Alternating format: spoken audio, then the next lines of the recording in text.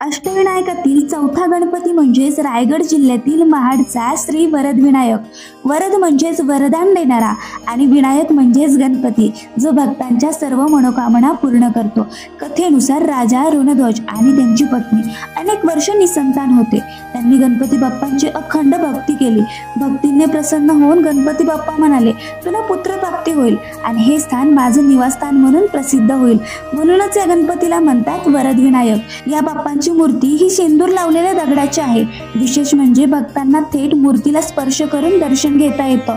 मंदिरासमोर एक पवित्र तलाव आहे, जिथे भक्त स्नान करून दर्शन घेतात। असं म्हणतात की इथे येणाऱ्या प्रत्येक भक्ताची मनोकामना ही पूर्णच होते। म्हणूनच अष्टविनायक यात्रेत महाडचा वरदविनायक भक्तांच्या श्रद्धा आणि विश्वासाचं प्रतीक मानला जातो। पुढच्या भागात भेटूया थेऊरच्या चिंतामणी गणपती बाप्पांसोबत। गणपती बाप्पा मोरया।